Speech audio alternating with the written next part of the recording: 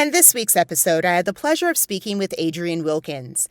Adrienne is a published author and head of national security professional services at Google, and is a recognized executive coach for women in tech.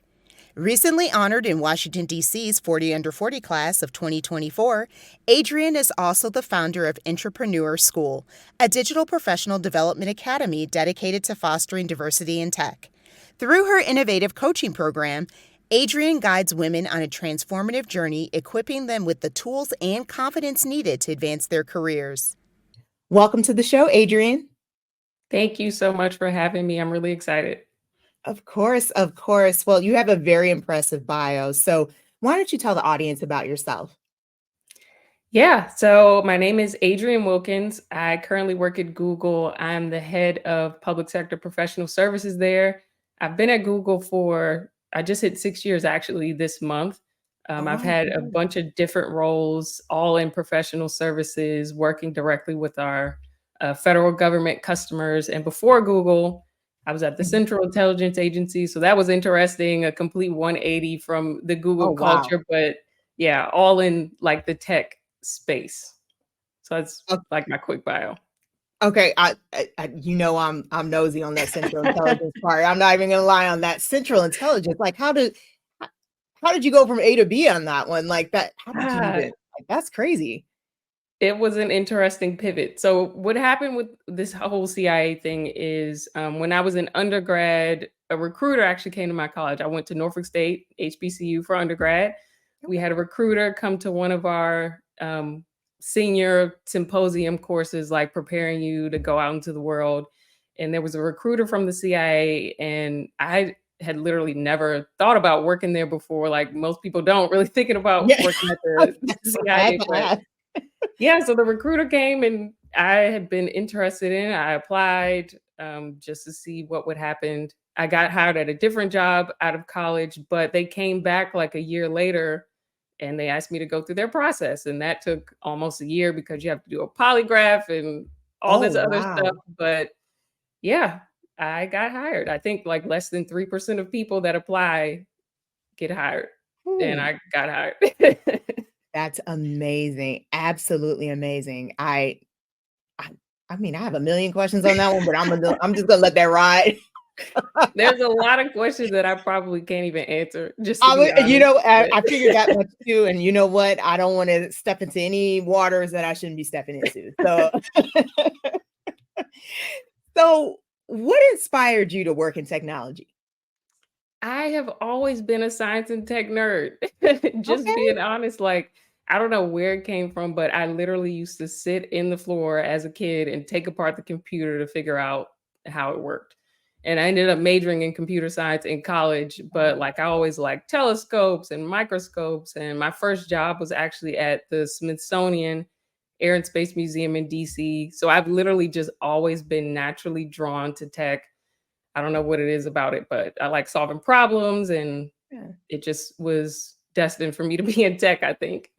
Wow, that's phenomenal. So when you were younger, did you take additional classes, or what kind of fostered you? Wow, really? You just said, you know what? I'm gonna break apart this computer and reverse engineer this today? Is that literally? I saw screws. I took the screws out. I saw what the screws went to, and that's I impressive. just kind of figured it out. And of course, back then they had like Bill Nye the Science Guy, and all the science shows were on TV. So of course I was watching those. Yeah. Yeah, I love Bill Nye the Science Guy. Yeah, it was just like natural exploration, which is really cool because I have a 2-year-old son and I see him doing similar things. He's very, very curious. So I'm interested to see if he goes into the tech field too. That's awesome. So cool. So cool. So there's a lot of press about women, especially women of color, encountering various barriers within the technology industry. So just curious, has that been your experience? If so, what is your advice for overcoming those hurdles? I have absolutely experienced. I kind of figured as much, but 100%. Gender hurdles, race hurdles. It is not uncommon, even to this day, even though it has gotten a lot better. It is not uncommon for me to be the only woman in the room, to be the only person of color in the room, to be one of the youngest people in the room, maybe Mhm. even all three of those things at the same time. So it's basically just something that I kind of built a tough skin for. I think it deters a lot of people from putting themselves out there, especially women, just being in a space where you're the only woman that's around, and Yeah. people assume in a lot of cases if you're in a tech meeting that you might be the person taking the notes or something like that. And not that it's anything wrong with that, but Yeah. like Yeah. those assumptions, they aren't necessarily cool if you're like actually the developer or the engineer on a project and people are assuming that you're taking notes. So Sure. I just kind of got used to that culture and kept putting myself out there, kept pursuing opportunities. And I basically got comfortable with being like the token Black girl. I'm fine with being your token Black girl because I'm going to bring other women and other people of color in once I get into those spaces. That's awesome. Love that. Love that. And I'm just kind of curious, have you um worked on specific projects or anything of that nature that enabled you to really something that you're most proud of on those projects, if you will? Because here's the thing, Yeah. you come in there and they're not, you're the underdog, right? If you Yep. will. And then you just outshine them all. Is there a project you're most proud of? Yes. This was a big one. So when COVID hit, um, the state of New York's unemployment system crashed. Like the whole thing, it was like decades old. They were using mainframe computers, which are super, super old. But the whole system crashed. And because of that, the citizens of New York were not able to file for unemployment insurance. It was a whole thing. I feel So like the I remember governor, this. Yeah. yeah, it was Yeah. a big thing. The governor reached out to Google and we built their unemployment system. And I was one of the lead technical program managers on that project. So that Wow. project, we were working around the clock. I think the longest day I had on that was like 18 hours. We had like a Holy sh- global team of people. We had to have people in shifts. So there were different Tiger teams, and one team would work like nonstop for a week, and then another team would bungee in, and then a different team would bungee in. And we were working with the governor's office and the New York State Department of Labor. And it was so cool to see one, all the people at Google that were willing to work the long hours and like sacrifice time from their family because we understood that other people couldn't eat if they didn't have access to the system. Mhm. So it was a really good like sense of purpose tied to that, but also that project showed me that I could literally do anything. Because Yeah. to be able to be sought after to work on that project, like people literally sought me out to be one of the technical PMs to That's oversee awesome. that and to go in and to write things that were not going well and to just be able to coordinate across all these people. Like that project showed me there's not a problem that I can't solve. So it Amazing. gave me like that confidence to tackle really complex things. That's amazing. And kudos and congratulations and thank you for your service on that. Oh, no problem. It was honestly a pleasure. I would do it again, and Wow, it was just really cool to be a part of. that's awesome. That's awesome. So, there have been so many advances in technology, right? So I feel like every day something else is popping up, especially in terms of AI. Yeah. Um, Curious, the majority of the people, at least what I've come across, that are involved in the advancement of AI are not people of color. And from what I've read, they're not engaging with people of color. So, what are your thoughts about the impact of AI on the Black community, maybe some of the effects? And do you believe that AI could hurt or strengthen the Black community? And I know that's a long question. There's a couple of them in there, but Yeah. just figured I'd throw it Yeah. all at one time. So the biases with artificial intelligence and just with tech, period, aren't new, but I think they're being resurfaced because AI is becoming Yeah. something that consumers can use. Like it used to be something that like Google would use it in their search and in like YouTube and stuff like that, but now it's becoming something that everybody has access to. And some of the gaps that have persisted are more prevalent now because we Yep. can all see them. Hmm. And I think it is even more important now to have diversity of thought with the people that are working on these projects because computers learn what people teach them. So, like, there's a Yeah. person that is gathering all this data, and there's a person that's programming these algorithms, and there's people that are feeding the data to these algorithms. And if you have people who look the same, or who think the same, or who come from the same backgrounds doing all of these things, your results are not going to be inclusive. And Yeah. we live in an incredibly diverse world, and we need to make sure we're accounting for that diversity by having people working on these solutions that are from different backgrounds, that look different, that think different. So I Hmm. definitely think that there are some obvious gaps there, but I also think that there's opportunity for the Black and underprivileged and brown and underserved communities to leverage artificial intelligence to close informational gaps and to close access gaps that were previously left open.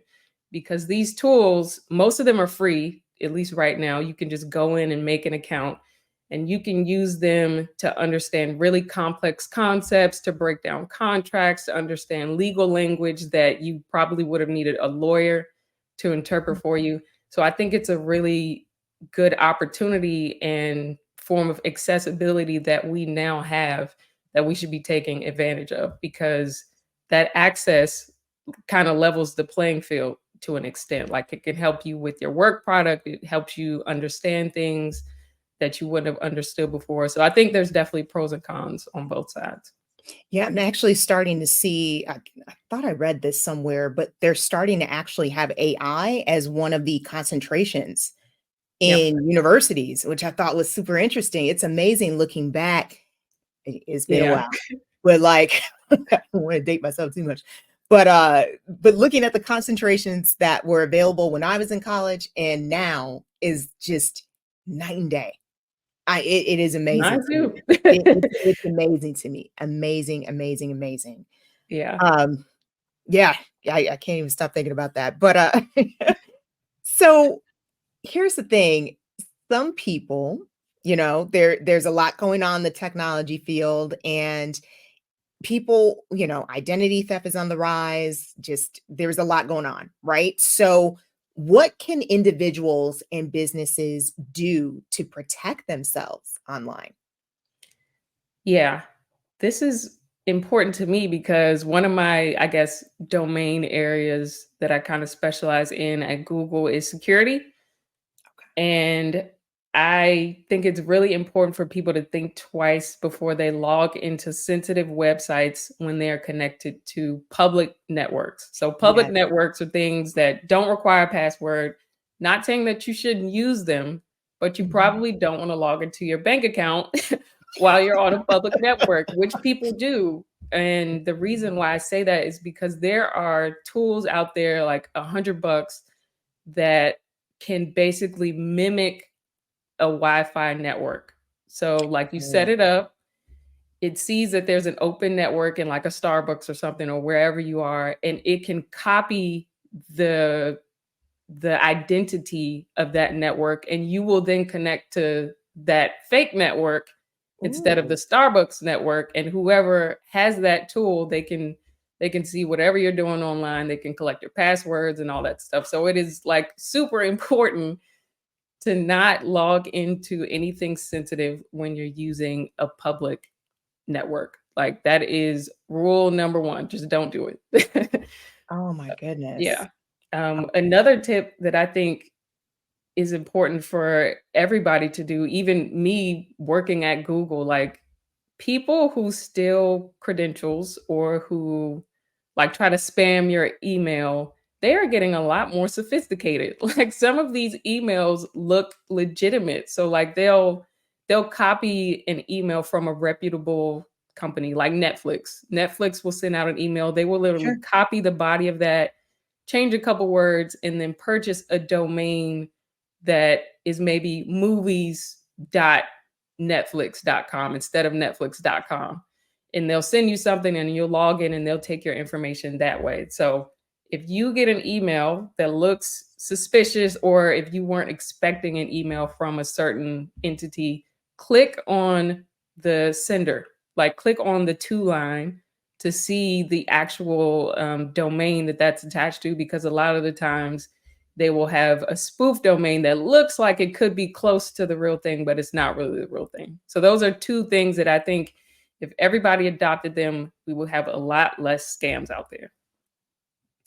Yeah, that duly noted. And I do both of those too, because especially with the banks, Yeah, because oh my goodness, to your point, they are really getting sophisticated. Because I yeah, saw one that looked like it was from my bank, and I looked at it closer, and I'm like, that looks suspect. I always just go to the yep. site myself.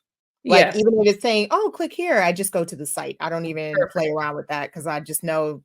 Yeah, I just know. Yeah, I'm not trying to mess around with that in any way, shape, or form.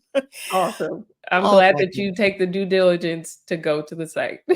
Well, you know what? Believe it or not, I actually had, when I was getting my condo, I found out on my credit report I had like 2 accounts that I had no idea Wow. what had happened. So I think it was because our names were very similar, but Mhm. then I'm just like, but if you were to look closer, I mean, anyway, Yeah, long story, but I'm just like, yeah, I've always been like very paranoid after that. So yeah, yeah, totally get it. Get it, get it, get it. yeah. Curious, what are your thoughts on where technology is headed in another 5 years? What do you think we'll be doing technology-wise? AI is here to stay. You can I always felt a little bit. tell you can always tell what the next big wave is by how the majors change in college. Mhm. So like when I was in school, computer science was of course huge, but cybersecurity was like the new thing. Like everybody wanted a degree in cybersecurity, and now it's AI. And I think that we are going to see AI more embedded in our daily lives, in our daily viewings. Like, I think it's just going to be everywhere. So Yeah, I see that becoming the norm. And I actually think that could be a good thing if we use it appropriately, yeah. because I use it almost daily now just to make my emails sound better or Oh, to make my wow, write really? ups sound better. Yeah, like Chat GPT, or Google's version is called Gemini. It used Gemini. to be called Bard. You just type up what you were thinking and put it in there and say, make this sound better, and they make it sound better. Wow, So we okay. could have higher quality work products if we use it appropriately. But yeah, I definitely see that as being huge. I think health tech is going to will continue to be huge, with Apple putting out all their devices and all the apps that monitor basically everything that's going on in your body. And Mhm. then fintech, automated investing, and all the things that help you manage your finances and stuff like that. I don't see that going anywhere either. So those are probably the three areas that I think will persist over the next few years. Interesting, interesting. Well, we're in 2024. We are getting ready to start what, Q2 is coming up, Yeah, which I cannot believe, right? I know. That's crazy to me. I Yeah, Every time I look at the calendar, I'm like, wow, where does time go? Because I'm it's like, flying. but if you had to choose one word to represent your goals for this year, what would it be and why? I love this question because for almost the past decade, I have picked one word that like defines my goals for the year. Okay. All right. And this year, my word is momentum. Ooh, So okay. I've been working on a lot of things. I just released a book. I just released like one-on-one coaching for women in tech. I just have a lot of stuff that's Wow. happening. Okay. And this year is the year that I'm rolling a lot of that stuff out, that I'm intentionally connecting with people to help them get better at accomplishing their goals, and to help bridge the diversity gap in tech in particular, since I'm passionate about it and I see that there's a need in order to just have more representation. Like, I saw a statistic that said that women make up 51% of the population, but we only make up about a quarter of the population in tech, Oh, wow. which Okay. means that like 75% of the people that are making the decisions in tech don't represent most of Yeah. the world. So I want to do my part in helping to close that gap while also helping people to build confidence and momentum in their own lives and in their own goals. So my word for this year is momentum. I love that. I love that. That's great. I love that so much. And last but not least, what is your best piece of advice for women who want to pursue a career in technology? Yeah, so there's a couple things. One, tactically, I think it is really important to identify what area of tech you actually want to be in. So you hear Hmm. people say, I want to be in tech, but you don't have to be an engineer to be in tech. You don't have to be a developer to be in tech. Like any professional role Mhm. that's available just in other corporations, it's available in tech. So there are lawyers, there are project managers, there are trainers, there are people who do logistics. So what does that actually mean? Like define what that means when you say you want to be in tech, and then get the foundational certifications or training that go along with that role, especially if you want to work at a company like Google. Not saying that you should Sure. or have to work at a company like Google. I think less than 5% of people that apply get hired. So they Mhm. want to know that you are really adept at whatever your area is. And that might mean working somewhere else first. So, like I said, I didn't go straight to Google. Sure. There are like consulting agencies that supply resources to places like Google. So, Deloitte, Accenture, Leidos. There are a lot of different paths to get to tech, and I think it's important to like think through what that could look like. But from just like an ambition perspective, I think that women should be really intentional on betting on themselves.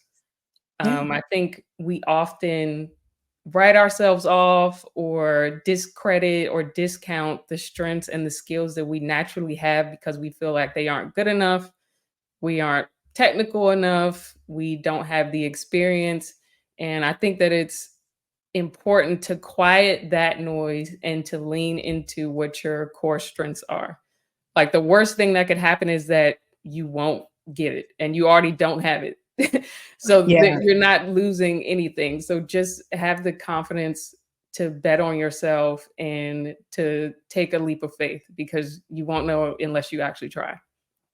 I love that. I tell people all the time, you've got to invest in yourself because honestly, no one else is. You know what I'm Yep. saying? You've got Yeah. to you've got to make you're the number one priority. No one has that passion, that drive like you're going to have. So yeah, I Exactly. completely agree.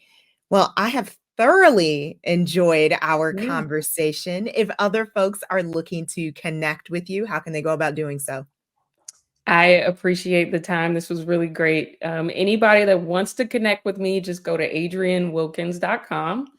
My book is on there, my coaching is on there, my LinkedIn is on there. So definitely reach out. I will respond. I will add you. I'm happy to answer any questions. So yeah, adriennewilkins.com. Fantastic. Adrienne, thank you so much for taking time out of your very busy schedule to come on to the show. I truly appreciate it, and I know the audience learned a lot as well. So thank you. No problem. Thank you for having me.